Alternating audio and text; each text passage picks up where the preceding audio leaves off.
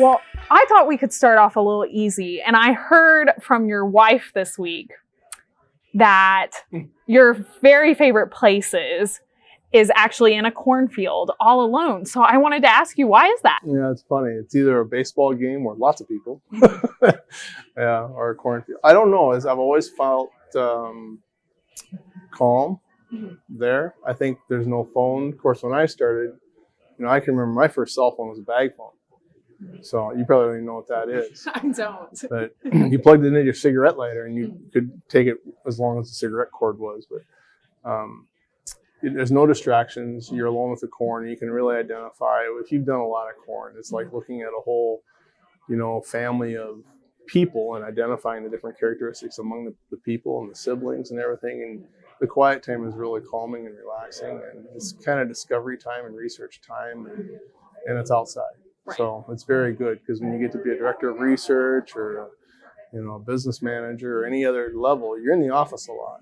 So just getting outside is great, but getting outside alone is wonderful. And with that, I mean, since you love corn and corn's a happy place for you, how'd you get your start in corn? I grew up from about 15 miles from a town called Prescott, Wisconsin. And the University of Wisconsin River Falls was another 15. And my brother went to college and worked at Jake Seed Company in Prescott. And all four of us, three brothers, all four of us did that. Went to undergraduate, worked at Jake Seed Company. And Jake Seed Company had one of the most diverse breeding programs in the world, particularly at that time, back in the early 80s, 70s, late 70s, early 80s, started up from scratch, corn, soybeans, sunflowers, sorghum, all being done in northern Wisconsin. So cut my teeth in sunflowers, spent some time in soybeans, went to graduate school for sunflowers at North Dakota State University, but really caught the itch of plant breeding and plant husbandry there at probably when I was a junior in high school to the time I graduated undergrad. Perfect. And then since you said you've worked with corn, you've worked with soybeans, you've worked with sunflowers, what's your favorite crop to work with? Well, I'm partial to sunflowers because I had a stipend to go to school. So back then you could get a research assistantship and they paid for your degree, they paid for your schooling, they gave you a 600-month stipend. So, I was doing pretty well as a graduate student in college, but I never enjoyed sunflowers too much, but I'm always partial to the answer because, they kind of paved the way and it was a cross-pollinated crop. Ever since the day I graduated from North Dakota State, it's been corn ever since. I think corn is a challenge.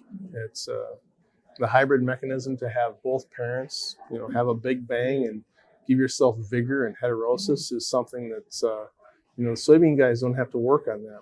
My second brother is a soybean breeder by trade, and I always tell him how easy he had it. Or when I meet with customers who have soybean programs, I say soybeans make really great corn plants. So I'm partial to corn at the end of the day, but I have a soft spot for the sunflower guys. And then one of the other questions I wanted to ask you was, since we've just wrapped up 2019 and we're, 2 weeks into 2020, sure. What has RFS Global's 2019 looked like? It was rough. We had RFS has gone through some huge growth in the last 3 years. 2.5 times revenue first year out, 4 times revenue last year. We had bookings way beyond what one guy could handle. I had over 30 subcontractors. Everything's going along great. We get ready to start planning and the weather opens up.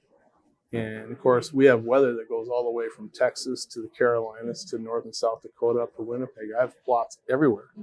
And it didn't matter where I was. I was getting hammered by a weather report, every other day. So customers stuck through it. We worked our data hard. We took on an extra 4 staff in the fall to make sure we got to every plot and looked at everything with a closer eye than what we've done in the past. Just because there's so much variability, not field to field, just within a field. So you could go 100 yards and have bad testing and another 100 yards and have one of the best trials you've seen. So every field needed to have a high quality look at it. We're lucky that the seed industry has undergone a lot of retirements lately. If you haven't noticed, the seed industry is made up of a bunch of 55-year-old guys. And the young guys haven't quite made it in, but there's a lot of retirees in that group that are looking for places to be in the fall. And so they like to be in the cornfield too. And so we hired a lot of guys who go out and take notes, look at plots.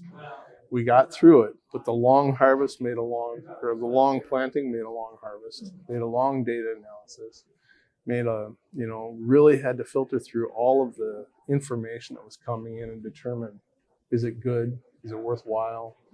Are we telling people something that's worthwhile? And in a lot of cases, the data was just unusable. But most often, we came through with, if our notes were there, if we had a guy that had been on the ground and seen it, and the data came together with it, we pretty much felt like it's a successful year. I think it's a year people will grow on. And for the most part, I think the clients have been very happy with what they've gotten out of the information. One of the other things I noticed while doing some research was you shared a rather big piece of news in December about RFS Global. Yeah. Would you mind giving us a little bit more information about that? Yeah, so a year after I started RFS, well, RFS is only 3 years old. So I underwent 5-way bypass surgery, and the size of the company has gotten to be beyond what the doctor, my mother, and my wife really want the stress load to be. So we are fortunate to be comfortable, and time is still available to go do other things. So I think we want to go do that, and so I found a buyer. CRD, a company I've worked with for years, was interested in how it fit into their system, and it went together like a couple of mated Lego blocks. And I think they're here today with talking the RFS testing system and how it fits into their program. I think there'll be a lot of talk about that. But they've been a good group. I've used them as one of the center focal points of building RFS as a subcontractor. And so now they own it. And I'm going to stick around and help them transition for the spring. We have a big interest with the IPSA group for the seed enhancement and treatment studies. We've done that for 2 or 3 years. All the players in that will stay the same, except RFS will just get switched out with CRD. And I'll kind of be on the sidelines and kind of help that process through, and never more than a phone call away. And I think in the fall, they've asked if I'd come be one of those guys that goes to the field and takes notes and evaluates corn and some of that. And since it's a good place to be, I'll probably go do some of that as well. But I don't think I'm gone, but I think I'm done. Done managing. Yes, I think there's a big difference between gone and done. Right. For sure. Right. Along with that, I also wanted to ask how your relationship with CRD advisors started, so that way people could have some background information. Yeah, so I think depending on who you are, I'm known as a corn breeder. Another guy might say, that guy has started a lot of businesses, and both are true. When IPSA came to me, I was kind of a fixer. They had a problem and an issue, and they wanted it repaired, and I kind of have that ability to go in, and I have a very good Rolodex from a lot of years of building up with people and learning how to fix problems, and almost everything at RFS is subcontracted out. So CRD was one of my first clients back in the early 90s. I was at a company in Illinois, and I had started another business under that company to raise foundation seed. And we called it Foundation Solutions. And the guys that own CRD today were at Dow then, and they were my first customer. And then when they went to CRD, we worked together on our business models and stuff. And we've done a lot of breeding exchange when I was breeding corn. We've done a lot of plot exchange throughout my career. And so Foundation Solutions is now owned by Grow Alliance in Mount Pulaski, Illinois. And so Jim owns that. CRD Advisors now owns RFS.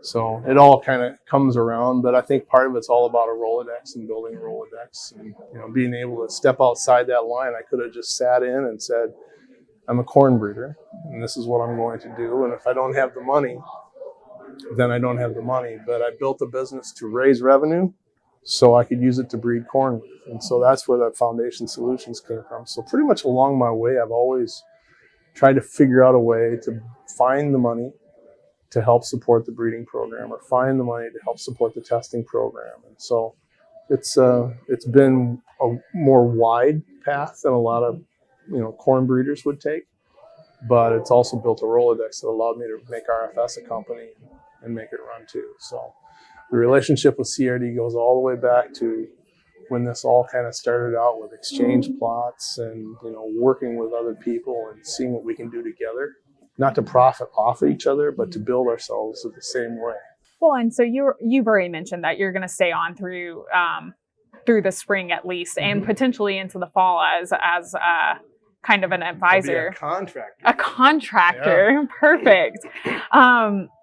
But you want to make sure there's a seamless transition. So what's one thing that you would like to see in particular during this transition? Well, I think all the clients need to realize, the RFS clients need to realize, whether you're currently a client or thinking of doing some work with us, that all of the players are the same that they've been.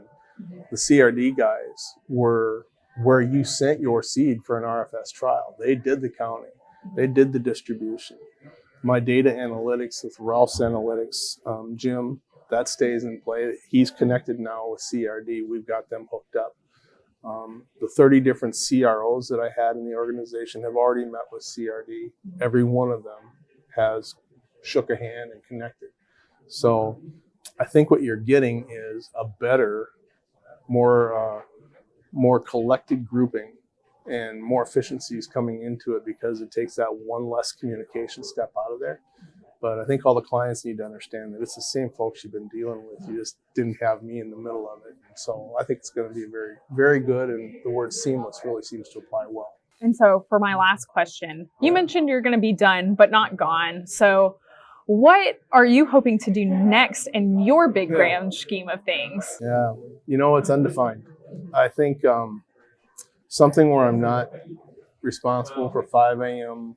conference calls from Germany and 8 p.m. meetings extending over and have to be in the field for this or that and responsible for a lot of different people's sales and SKU management and some of that. I think if this will make sense to your dad, probably to a lot of people my age, but if you go back and look at how the industry was when I came out of school, and we talked about bag phones and it was all notebooks and pencils back then.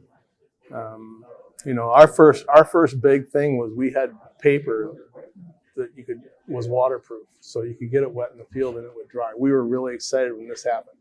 Okay, if we go another 5 years out, the changes from what we are today to what we will become, the changes that have happened in just the last 5 years, there's opportunity for everybody in the seed industry, and all of the farmers can benefit from whatever angle comes into this.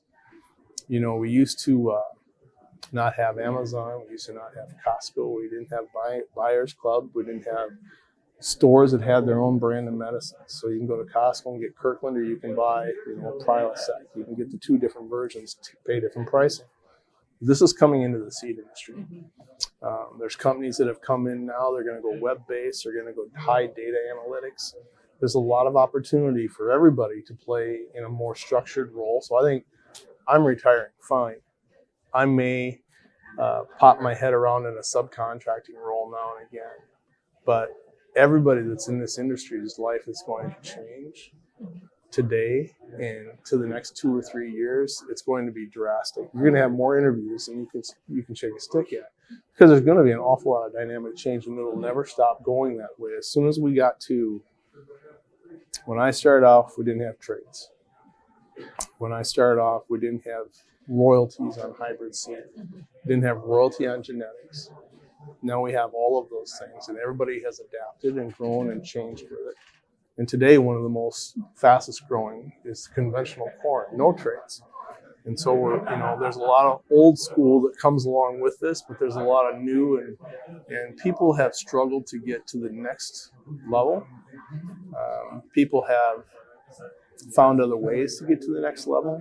I think as a breeder, I'd love to sit here and say our gain in the past 20 years has been all because of plant breeding, but it's not the case.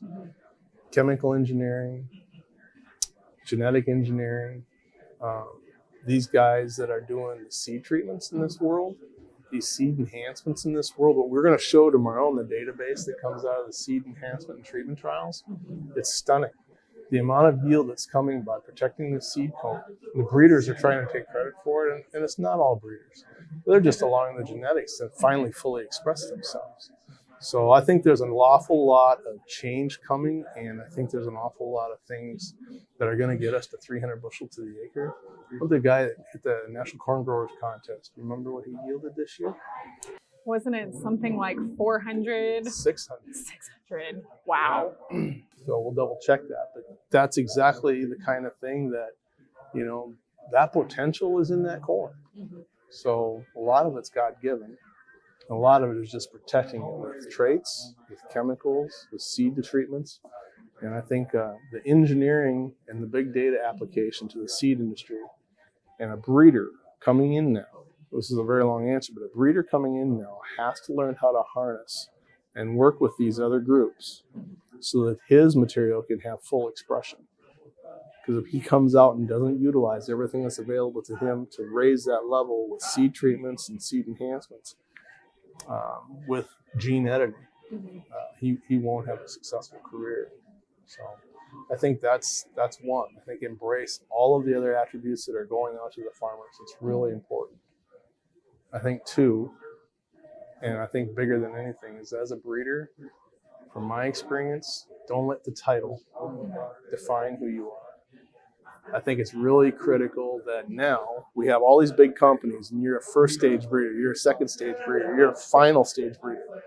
And people define themselves by those roles when you talk to people. And I think it's really bad for the individual. It might be great for the company because they can put you on an org chart and they can structure things.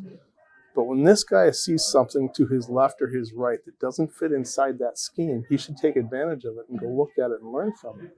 He might have an edit. He might have a new legal term. He might have something pop in his mind that's a whole licensing business up the stream that nobody in these other streams has thought about. I really worry that the younger guys get in these roles that are defined by somebody at corporate, and it doesn't let them go out and expand and say, who can I be instead of what am I? And so I think title definition is really something you want to avoid when you're young. Right. Yeah, you want to be able to branch out and be able to be able whatever you want to be. Right. A company like CRD Advisors, breeders from down, RFS Global, these all came because we're looking somewhere else. And I think there's a lot of businesses up and down this hallway that are that same way as people are just looking outside the box, right? Right. So I think it's a needs-based business, and there's an awful lot of need. And the more advent of change we have, the more the need will come. So there's lots of opportunity. Well, perfect. Well, thank you so much for sitting down with me today, Bob. I really enjoyed it. And we just are wishing you the best in your future endeavors. Thank you. I appreciate it. Thank you very much.